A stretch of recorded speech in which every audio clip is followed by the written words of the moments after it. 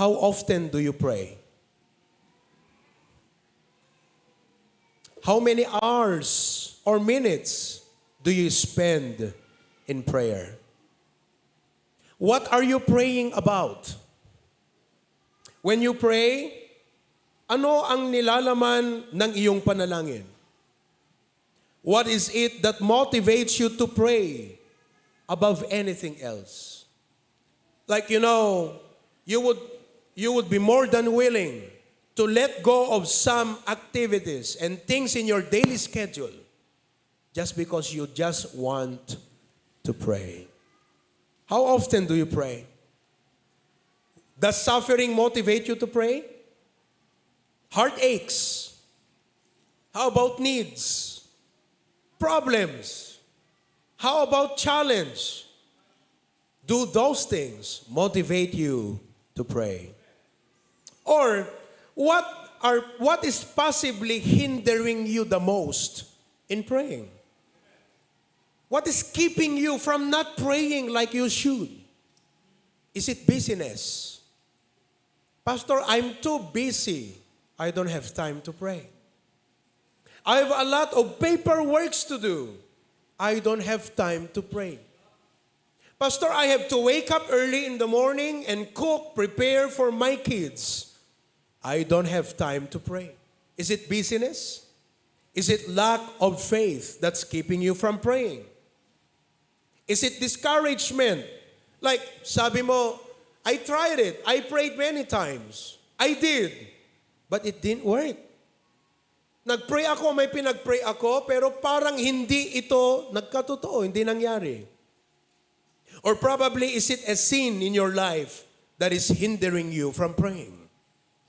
Sabi nung isa, either sin will keep you from praying or prayer will keep you away from sin. I would like to remind each and every one of you today that prayer is one of our greatest privileges. God is interested in everything about us. Physical needs, emotional needs, mental, social, everything. God said in the Bible, in Jeremiah 33:3, call unto me. That word call, it could be an emergency call. There are emergency calls. The hospital always receive emergency calls. The police station receive emergency calls. God is also willing to accept emergency calls. Like, Lord, what should I do now? Lord, teach me. Lord, please do a miracle. And God said, call unto me, and I will answer thee, and show thee great and mighty things which thou knowest not.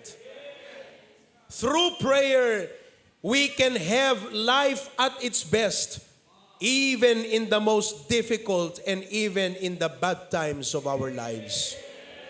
Prayer can turn your bad times to become the best time in your life. And so today, I would like to share with you the 5 powerful impact of prayer to a teacher's life. Hindi lang po ito para sa ating mga guro, para sa atin lahat ito. The 5 powerful impact of prayer to a teacher's life. Number 1, renews inner strength. Prayer gives renewed inner strength. The Bible says in Isaiah chapter 40 verse 31, but they that wait upon the Lord shall renew their strength. They shall mount up with wings as eagles. They shall run and not be weary, and they shall walk and not faint. Look at what the Bible says. We will mount up with wings as eagles. Alam natin ang agila would not want to fly low. The eagle wants to fly high where the wind is strong. Wind represents the problems, the function, the role the many responsibilities in life. The Bible says that we will mount up with wings as eagles. Those are the difficulties of life. They shall run and not be weary. Araw-araw, tatakbo, that is the rush of life. If eagle speaks of the rigors, pag sinabi mong rigor, ito yung mga hirap. They shall run speaks of the rush of life. Takbo, mabilisan. They shall run and not be weary. Meaning they will not be exhausted. They shall walk. Walk maintains a pace. And walk speaks of the routine of life. So if you pray, if you set aside 30 minutes to 1 hour of praying and meditating on the Word of God, every morning, listen, you will be able to cope up with the rigors of life. With the rush of life, like I have to catch up with deadline. Nako, ilang araw na lang, kailangan matapos ito. Listen to me, praying can help you minimize the 10 hours into 1 hour. Pag nanalangin ka, tutulungan ka ng Diyos na yung dapat tapusin mo ng 10 oras, baka 2 oras mo lang matapos yan. At kung hindi ka nanalangin, yung dapat natapos mo lang ng 2 oras, tumagal pa ng 10 oras. Bakit? Hindi mo hiningi ang tulong ng Diyos. So prayer will help you cope with the rigors of life, with the rush of life, and with the routines of life. Minsan nakaka-boring na ang buhay. You wake up in the morning, same, always. You go to work, and I ask you teachers, and every one of you today, do you go to work to enjoy your job? No, you don't. Every one of us face familiarity. We face the spirit of boredom. Sometimes we drag our feet to work. Guy-guyudan tayo, digiti saka tayo nga mapantrabaho. Every day we are wishing, sana bakasyon, sana weekend, sana walang pasok ngayon. Not that we don't want to go to work, but we become weary. Ti kayat na nga sa wanta weary ti Ilocano, kat mabannog, maupay, kan mauma. That is weary in Ilocano. Let me ask you today, nabannog ka din. Kita nyo man di kita kaabayo, kasla nabannog sa ngagpayson. Number 2, nauma ka din. Damagaman ta kaabay mo, nauma kan. Kung natay nukwa, urehan tay bagbaga ka, digiti ubing, makauma, digiti nga ubing. Number 3, maupay. Nagrigat day jay, mangisuro ka, tapos 1 week, agpa-exam ka, 0 amin, awan na adalda. Awan simrag, awan dimket, awan itinag-register di panunot da. Maupay ka. Katkas na detay, yes, go and teach, but listen to me. When you pray, God will renew your inner strength.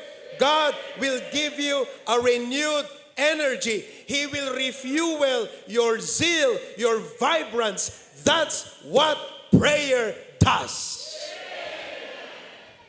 That's why you need to set aside in the morning when you wake up, Lord God, I'm going to work. Please renew my strength. Renew my patience. Renew my fuel, my energy, my excitement, Lord. Hangko mga ti mangisuruak, agmamayuak, agpapatayak, gaputan na bannog akon, nauma akon, maupupay akon, apo, pabarwem, to'y pigsa ti kaunggap. The Bible says, they that wait upon the Lord. Waiting takes time. When you wait upon God, it takes time. Yours truly, most days I spend 2 hours praying in the morning. Kaya pag sinabi ko po sa inyo, nakuha ko na ang pangalan nyo, namnamaan nyo, hamman nga inaldaw, but one of these days, in those 2 hours every morning of prayer, I will mention your names. Including those in Pasukin, in Lawag, in Claveria. 2 oras ka pa namang nananalangin sa umaga kung ano ang masasabi mo pa ron. And do you know why I have to pray 2 hours every morning? Just by the mere thought of our ministry, Aglus Duyak. How can you lead a church with 600 to 700 people around the world? With complex personalities, coming from different backgrounds, with different temperaments, attitudes, imperfections, and all.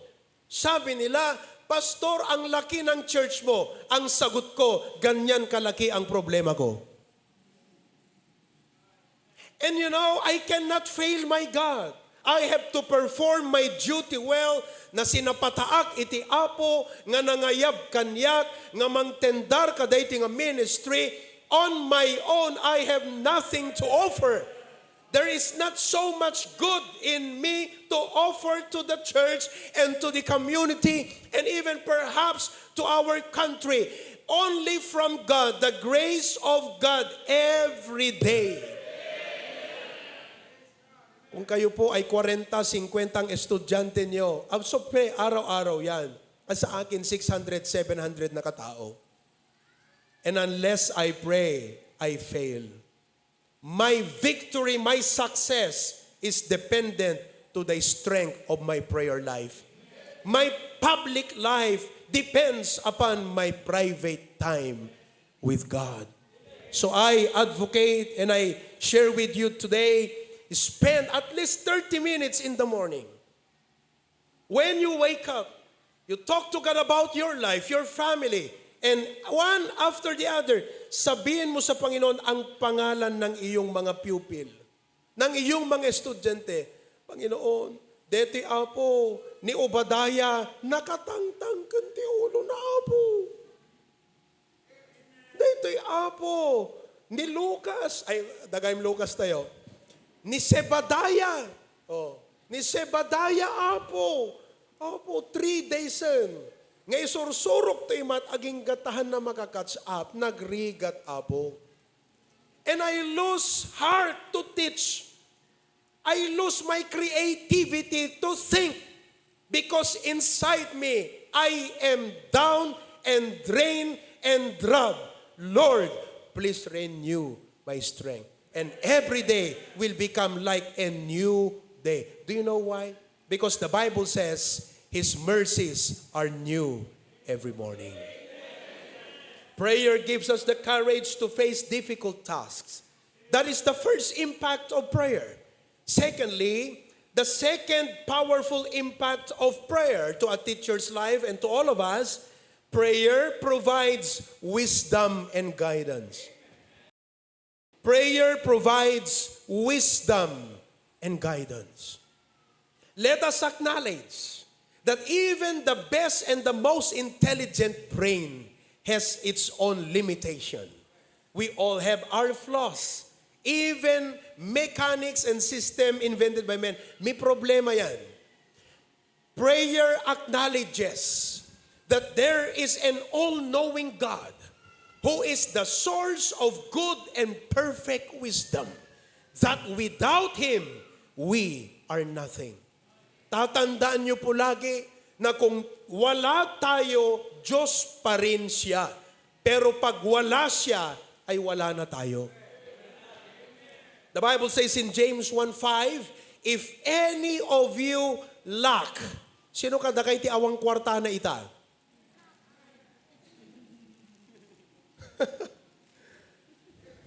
We are not talking about lack of money. We are talking about lack of wisdom. Do you know why wisdom is vital? Because with little, when there is wisdom, it can become much. Wisdom makes the difference. Kang ganayon ko nga ibagbaga, our children do not need a better cell phone. They need wisdom. Bigyan mo ang bata nga awan nakam na pa iti cellphone. perjen jay cellphone di biag na. Ikam ti tao nga manakam ti cellphone, rumang ay jay biag na. Does the cellphone makes the difference? No, it is not. It is wisdom. Bigyan mo ang bata nga haan nga nanakam ikam bisikleta agbalog. Ikam jay tao nga manakam ti bisikleta agbannog. Anat nagdumaan na jay bisikleta haan jay kinamanakam ti panunot. And it applies to every aspect of life. Whether you are a government employee, you are a politician, you are a doctor, a lawyer, or a teacher, or a pastor like me, myself, listen, it applies to all. Wisdom is the principal thing. And every day, God invites us, if any of you lack wisdom, let him ask. God said, you just need to do a simple thing. Anak, ang gagawin mo lang sa akin, humingi. Let him ask of God that giveth to all men liberally. The word liberally means no limit. Generously. And upbraideth not. The word upbraideth not means hanaka nga ungtan. Hanaka nga dete insultuen. Nga kuna naging ka, dahil tangamin, di ko naking ka anak ko. No dikot no kunam apo kasapulak ti sirib. I don't know what to do. I don't know how to do this. I don't know how to finish this. I don't know how to handle this. Lord, give me wisdom. God will not tell you, dahil tangamin, di ko naking ka. But God says, here is the wisdom you need.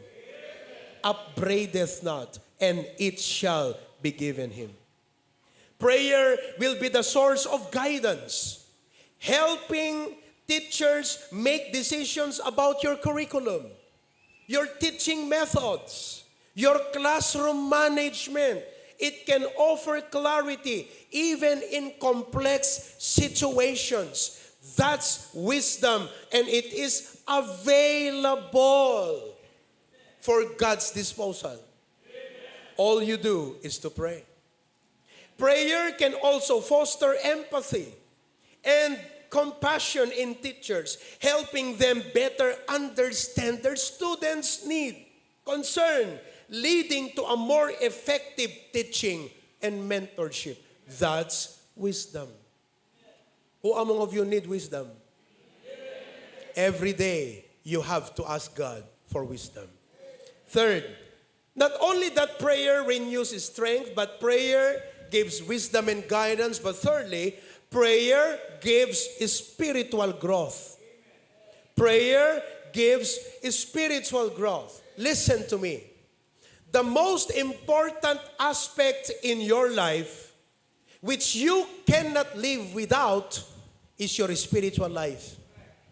Your spiritual life deals with your relationship with God. I mean, we are surrounded by horizontal relationships. Our family, that is one relationship, form of relationship. Our students, our colleagues, and even our enemies, those are horizontal relationships.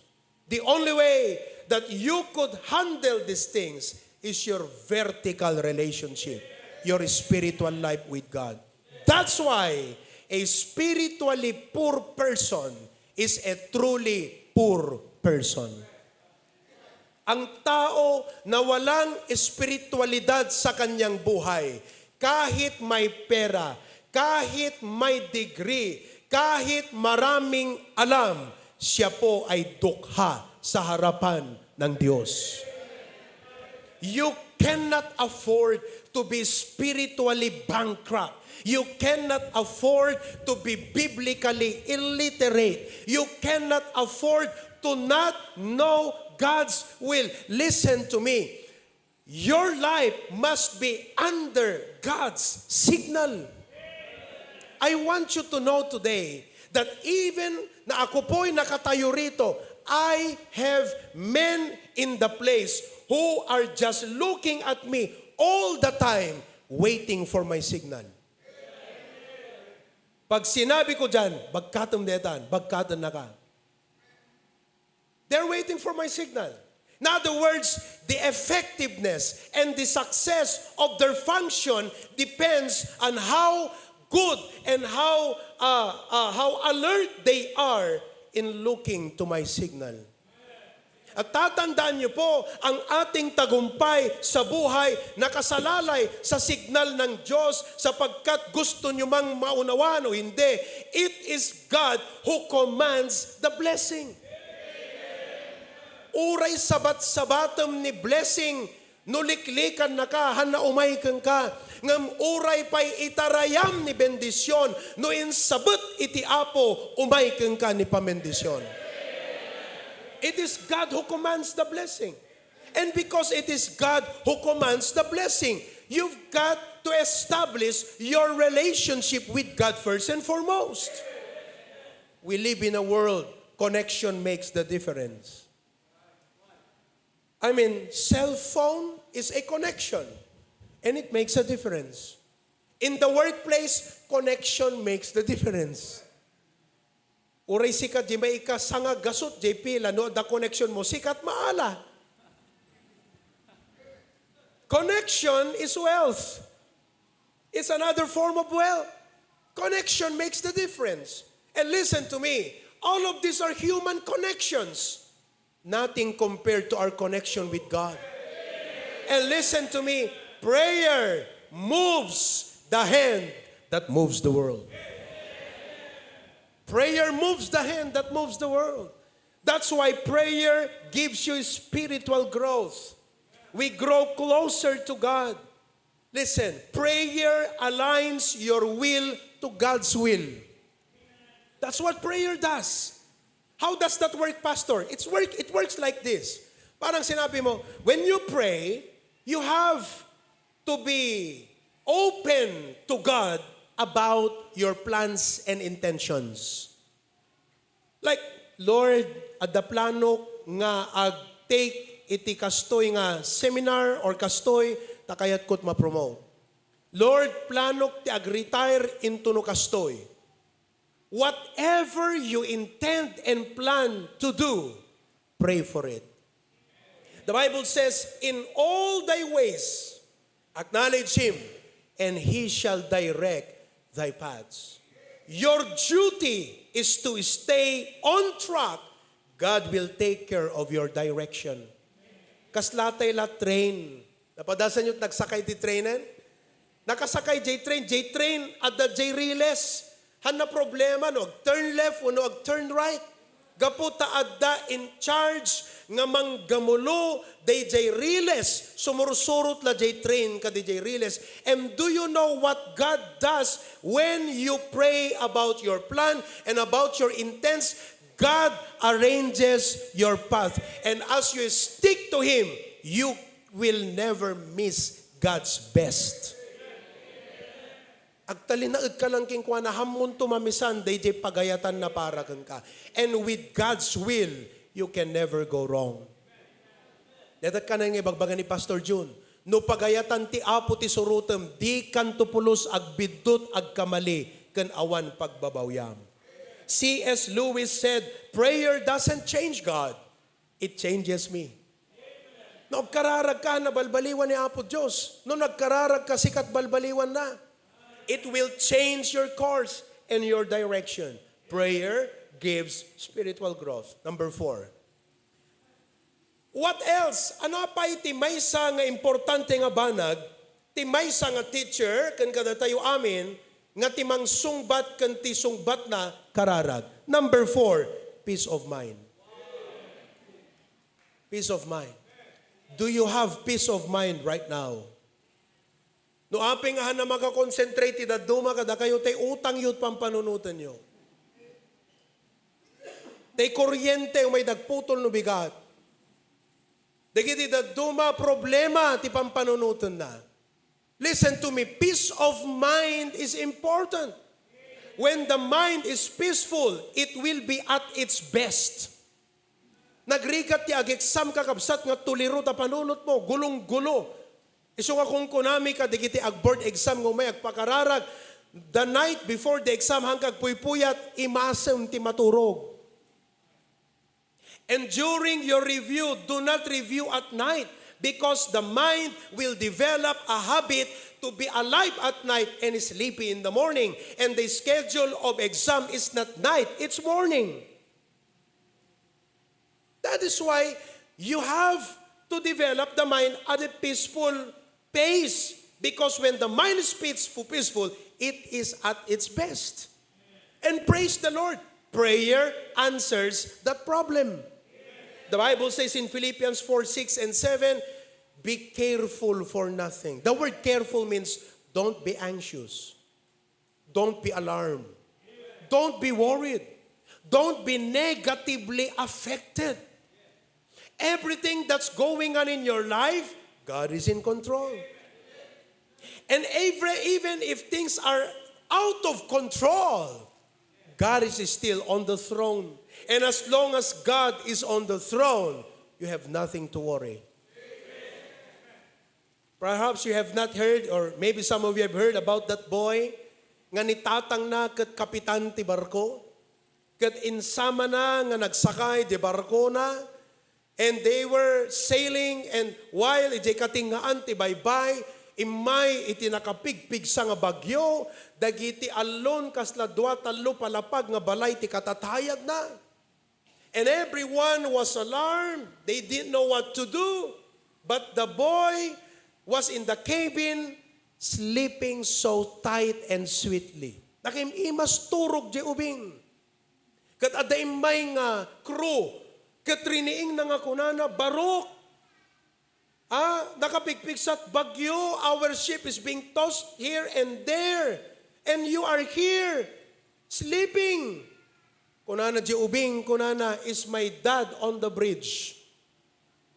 At dakadipelang ni tatang kudyay, makinigam ti manubela. Kat kunana di crew, yes, he's on the bridge and he's in charge.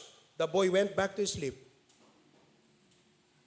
And then the crew woke him up again and said, are you not afraid? The boy replied, as long as my dad is on the bridge, I have nothing to worry. As long as my God is on the throne, come what may, there's nothing to worry because God is in control. Not only God is in control, but He cares for you. Hanga dete, beamdetan? Beamdetan? No, God cares for you. The Bible says in 1 Peter 5:7, casting all your cares upon Him, for He careth for you. He cares for every single detail of your life. Masiknan ni Apo Diyos ti kanan, dagiti bilit, hando nga tanga masiknan ta kanam. Nakakita kan ti bilit, nga mapan ag taxi driver, tapno daigatang na, ti kanan na. Nakakita kan ti bilit, nga mapan agarado, tapnon agmula, ti kanan na. Awan kakabsat, and the Bible says, your heavenly Father feedeth them. Are ye not much better than they? That's why the Bible says, be careful for nothing, but in everything, by prayer and supplication. The word supplication means agdawat ka. Do not just tell God your problem, tell Him your request. Amo lang ibaga king kwa nga kunam, Apo, adut utang ko. Ti ibagam, Apo, ikanak ti 10,000 nga pagbayad ti utang ko. Because when you say, God, adut utang ko, you're telling God your care. But the Bible says, with supplication. Amo yung supplication, barya, supli. The word supplication means petition. So when you come to the mayor is interested to know, what can I do? When you pray, God wants to hear from you. So what will I do? Anang arod, ti kayat mo nga aramidag anak ko. Tell God what you need to ask. And the problem with many of us, we focus on the problem, we don't know what solution to ask. Di na natin alam kung ano yung dapat hingin pa sa Kanya. And you know, the Bible says in verse 7, look, when you do that, the peace of God, which passeth all understanding, shall keep your hearts and minds through Christ Jesus. Through prayer, we can have peace of mind even in challenging circumstances. Taking moments for prayer, meditation will reduce your stress. Look at your seatmate and look how stressed people are. Everyone is fighting a battle you know nothing about. Nakaisam deta ng dim amut problema na di balay da. Dim amut problema na iti eskwela da. Dim amut problema na iti personal na. Everyone is facing a problem you have no idea about.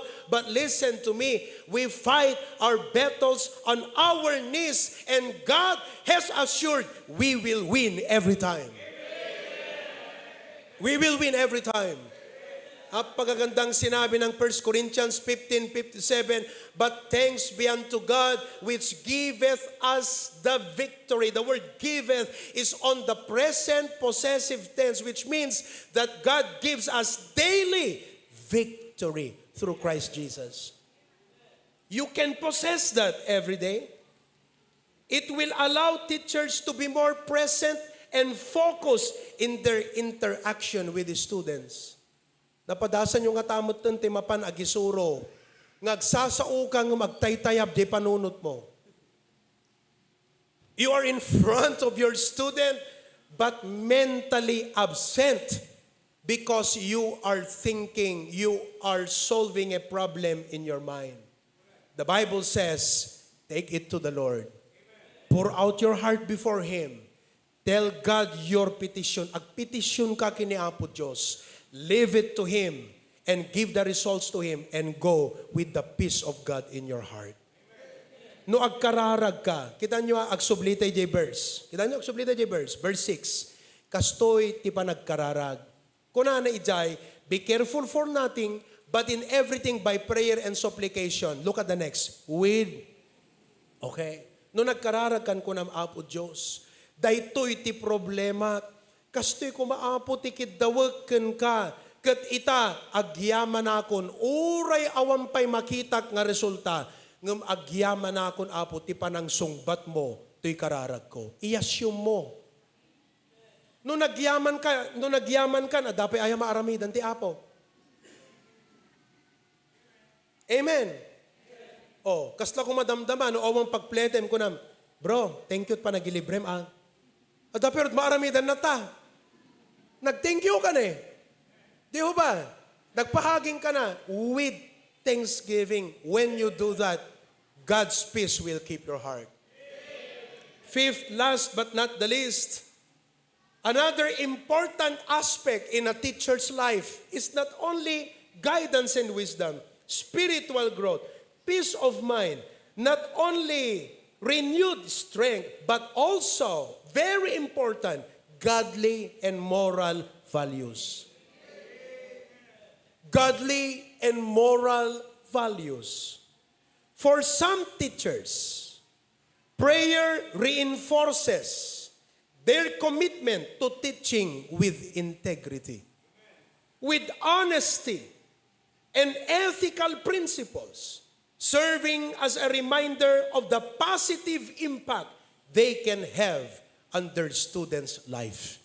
You don't just realize that your children or your students or our students do not only look up to us for learning, they look up to us for inspiration. And there are some temptations in our life. Nagrigat ting amin. Adut solisog ti aglawlaw tayo. Adut solisog ti biyag tayo. Sometimes it's difficult to do what is right. Hanga amin nga husto nalaka nga aramiden, kat hanga amin nga nalaka nga aramiden kat husto. So what matters is not what is convenient, but what is right. Sometimes we are tempted to do what is easy, even though it is wrong. Sometimes we are tempted to do what is convenient, what is comfortable for us, even though it is wrong. But then you come to God and say, Lord, masulusuliso kag Apo. Amok nga kamali daytoy, ngam isot panglakaan ngamin. Ngam tulungan na nga mga ramid iti husto kan apagiso. Taamok kan patsik nga anyaman nga aramidek at danto impact na kadagiti estudyante. Whatever I sow, perhaps they will reap. Or maybe my family will reap the consequences. So God, please help me to be committed to moral standards, to godly standards, to what is ethical, to what is right. Saying what is right, the right way, with the right intention, in the right place, at the right time. That's what we call Christian ethics. Kat ko na tayo apo tulungan na. Sometimes, not only we are dealing with difficulties with our students, we are dealing with difficulties with our fellow teachers. Mahal nyo ba ang lahat ng mga kasama nyo sa eskwelahan? Are they always kind? Are they always good? Wala bang grumpy na kasama sa eskwelahan? Wala ho bang negatibo na kasama sa eskwelahan? Napakadami di ho ba? And we are tempted. But then we come to God and say, Lord, take control of me. This is a wonderful prayer in Psalms 19:14. Psalms 19:14, it says, Psalms chapter 19, verse 14, look, let the words of my mouth and the meditation of my heart be acceptable in thy sight, O Lord. Panginoon, kung merong mali akong iniisip, Panginoon, tanggalin mo, i-correct mo yan. Kung merong masama na plano ko sa akin, puso na gagawin, Lord, I pray that only what is acceptable before you ang laman ng isip at puso ko. Let me teach you what our beloved Patriarch Pastor June taught us. When you pray in the morning, this is a very good prayer. Sabihin mo sa Panginoon, Lord, see through my eyes. Listen through my ears. Speak through my lips. Love through my heart. Work through my hands. Walk through my feet. Think through my mind. Lord, take control of me. That's a wonderful morning prayer. Amen? God can change your life when you start putting aside 30 minutes to 1 hour each morning to read the Bible, pray, and meditate on His Word.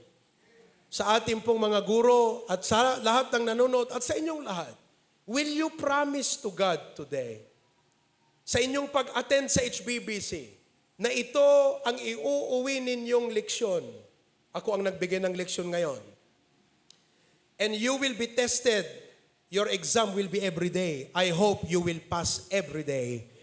Ngano nakariing ka ti bigat, kat bimangon kan, hangatay cellphone ti unaem. Hanga digitay papapel ti estudyante ti unaem. Hangatay librom, hanga detay mapanmangan ti umuna, unaem ti agkararag. 30 minutes to 1 hour. If you have to be in school at 7:30, if you have to leave the house at 6 a.m., then wake up at 5 a.m. and say, I have an appointment with God every 5 a.m. Before I attend to my family needs, before I attend to my students, I must first attend to my appointment with God every 5 a.m. Agsubli kanto kanyak no awan impact na tabiyag mo. Taikang kanto kwartam. But I will assure you with this. Go home and do that every morning. It will make a difference.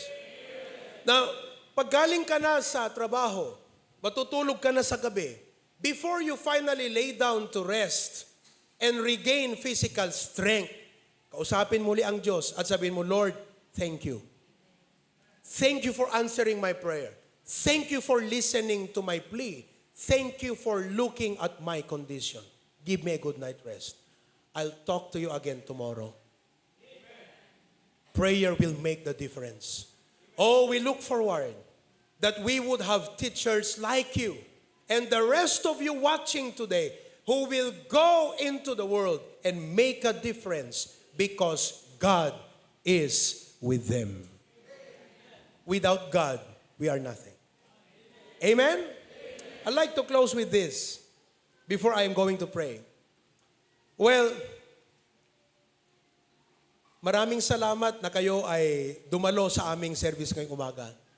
I'd like to appreciate what one teacher just said a while back. Hindi ka ba lang sumungsungat, hindi ka pilyagat na pawawan. Nasaan na yon? Si ma'am, thank you ma'am. Iti ka no imulikat, oh, wow na wow. Pero sana, ang inyong pag-uwi ay hindi magiging wow mali. Na kung gaano si ma'am napawaw nung nandun sa entrance.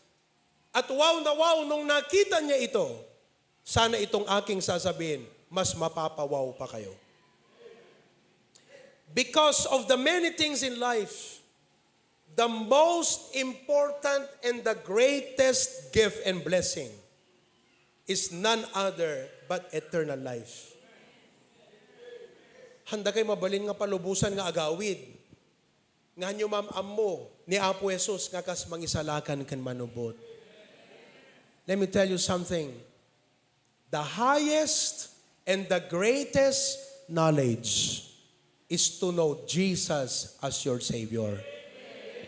For what shall it profit a man to gain all degrees there is for the world to offer? Like you studied 20, 30 years, from master's to doctoral. I know someone who has 3 doctoral degree. Napakasipag mag-aral. Hindi napakatalino, napakasipag. Hindi ho ba? Kung ikaw ay nag-masters pa, masipag ka talaga. Eh kung nag-doctoral ka pa, matinding sipag ho yan. 3 ang doctoral niya, ang tinding sipag nun. But then I asked him, I said, if you die, are you sure you will go to heaven? And he said, no, how could I know? I don't know. Perhaps, I hope so. Look at that. 20, 25 years, 30 years in school. Gained a lot of knowledge with degrees and all that. And then he comes to die. Never knows where he will go after this life. The greatest knowledge is to know salvation. There is life hereafter. Numatay ka, awang maitugot mo. Kung na di ubing numayanak, ag close open, ag sangit, kala di baby ni ma'am, ag close open, kunana, kuning ko lahat ang aking makukuha. Kunana, di ngamin. Oh, achievement, di kaya nangasawan, into na natay nakaunat. The message to the planet is, wala akong nakuha. Oh, may tugot mo. The only thing that matters when you die is the eternal destiny of your soul. Listen to me. Amin tayo pinarswa ti Diyos. Ngem na pugsat, napukaw, dayta nga pribilehyo, idinagbasol ni Adan ken Eva, iti hardin ti Eden. Kuna ni Apo Diyos, do kanan nyo tabunga, matay kayo. Ti concept tayo ti patay, dete na ilungon, tunukwan maitanam agsublit tapok. Ngamiti ko na ni Apo Diyos, matay kayo, He was referring to this. No kanan nyo tabunga, mapugsat ti relasyon tayo. That is spiritual death. Isu nga itinangan dadan ken Eva di maiparit nga bunga, napugsat ti relasyon tayo kini Apo Diyos. We lost the privilege.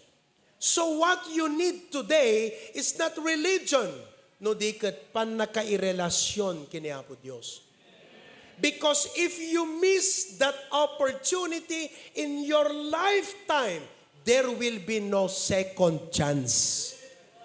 No namisam data, ita nga da kapay tirabaw ti daga, awantot samon kalpasan ni patay.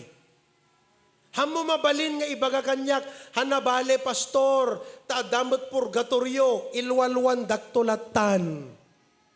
Awan lualot na tayo ta Biblia. Awan purgatorio ta Biblia. Purga to cleanse, tori means place, suffix dijay, which means a place of cleansing. Nga ti concept na ti tao agdiretso jay madalusan ti basol tapno may ikani nga sumaklang jay langit babaan dagiti mangilwalo kasano nga rudo no sikat na udi nga matay. Sinuntot mangilwalo pay kingka. Awanan, di ba? That is a traditional belief. Pamati dagiti nagkauna. Kuna ni nana, kuna ni tada. You read the Bible. salvation will not be offered after death. It is only available while you are still here alive. You cannot miss that chance. Now, kasano nga maisilpo di na pugsat nga relasyon? Let me give you this short analogy. Kas pagarigan siya kat citizen iti Amerika. Gaputa da inaramid ko nga may kaniwas nga nadagsen in deportar dak ditoy. So I lost my US privilege. Kastat na pasamag kada tayo. Napukaw tayo di pribilehyo ti langit, gapo di basol ni Adan, napugsat di relasyon. Now, nagsurat iti gobyerno ti Amerika. Kat kunana kanyak di email, we are going to give you a second chance. Tapnon agbalin ka manen nga US citizen. What an offer, isn't it? And the same way God is offering to everyone. Napugsat ti relasyon, agturong kay impyerno, ngemhang kay kayat nga mapukaw, kayat kayo nga maisalakan. So, if I want to regain my US privilege, yan na nga embassy ti papanak. Australian? Yes? US Embassy. So napanak di US Embassy nag-report. Kat kunana kanyak di US Embassy, uy, adakasom Amerika. Idi kwan impakita kinkwana di surat ti Amerika. Binasa na, okay, visa granted. Ingkat American. Mabalin nga kunam ti sarili, jakmat perfecto, jakmat kanayon na makigimo, jakmat kanayon nga makimisa, haanak pa tungtung, jakmat matong palti amin na bilin, amin na pagalagadan, adot pagkamaliat, adot pagbidutak, adot basol ko, kasano nga rod? Haangat basol mo't ipakitam. Daytoy surat ni Apo Diyos, nga kunana, amin nga mamati, sana mapukaw, adabiyag nagnanayon. And the Lord Jesus said, I am the way, the truth, and the life. No man cometh unto the Father but by me. Today, if you will receive Jesus Christ as your personal Savior, you will be given visa eternal life. Kung ano ka ti Apo king ka, visa granted. So napanak di US Embassy, inikandak visa, nagawid ak ti Ilocos. Haanak pa'y nga napan Amerika, ngam ada visa kun nga mapan Amerika. No awatam ni Kristo ita, hangkapay nga mapan langit, ada kapelat daga, ngam numatay ka, langit papanam. Kasi ada visam. Nangalam ta visa, ni ako po Jesus, inawat mo nga mangisalakan kamanubot. So ngay tiday ti nga bigat, awisan kayo amin nga bisita, not only the teachers, but all of you guests and visitors sitting there, I invite you to a very simple prayer. A prayer where you will say, Lord Jesus, I acknowledge that I am a sinner and I receive you as my personal Savior. No inawat mo ni Kristo ita, damagandan tuking ka. So ana, at the eternal life mo, anat ibagam? Oh yes. Why? I receive Jesus Christ. Kadumot ti basol mo. Kala di konsol ko na adamot kasom. Anat ipakitam. Dahil ko na ni Apo Diyos ne. No inawat ko kano ni Kristo at dabisa kon. Surat ni Apo Diyos dahil kada tayo. Love letter from the government of heaven. So that you can now become a citizen of heaven. Sir, duantot citizenship mo. Filipino citizen, heavenly citizen. Tulumatay ka, change of address. Dete permanent address po dito mapangkanton jay eternal address mo. Langit. So ibagam to kada kita kapagyam to nagbugbugsot ka, didak ilulualwan amok papanakon, adabisa kon. Amen? Sakbi ka kararag tayo. Kita nyo nailansan ni Apo Jesus jay cross. Adatulisan. Kunana kan Apo Jesus. Apo, laglagi pun naktunudumteng ka jay pagaryam. Timinang day jay nga imbagana, Lord Jesus, I accept you as my Savior. Umasidigakan ka. Anong sungbat ni Apo Jesus? Kunana, manipod ita, makipagyan kakanyak ije paraiso. Amum ti kayat nga sa unday jay, visa granted. Hanga denied, Visa granted. Okay. Natay, di ngamin. Sa lutsod, adangat at langit, di jay itaw, no awan. Dadya langit, nasingpet. Ada relihiyon na. Nabasa na't Biblian. Mapapan makikimgimong. Nagbunyag na ta. Nagbautisar. Kaapya, dadya langit. Nakarkaro pa'y basol ng musika. Gaputa, da visa na. Nagalan na't visa na. Di relihiyon, hanga relihiyon pangalan nyo't visa. Ni Apo Jesus. Ganyan kasimple ang Bible. Every head be bowed, every eye be closed. And I want you to pray with me right now. This is not my prayer, but your personal prayer. Ibagam di gito'y nga balikas kinaputa Yesu Kristo. Surutan dat. Apo Jesus, agyamanat. Tinaindaklan nga ayat mo. Tanuman pa'y managbasolat. Nagsakripisyo ka. Natay jay krus. Na itanam ka nagungar. Kat inkarim. Nga digiti agkamangkan ka. Saan nga mapukaw.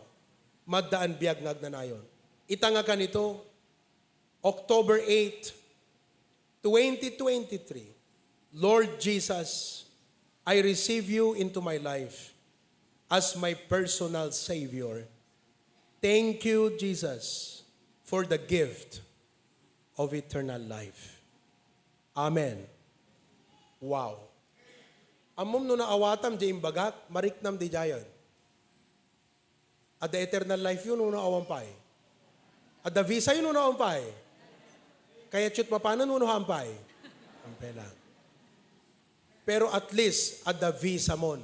And your name is written in the book of life in heaven.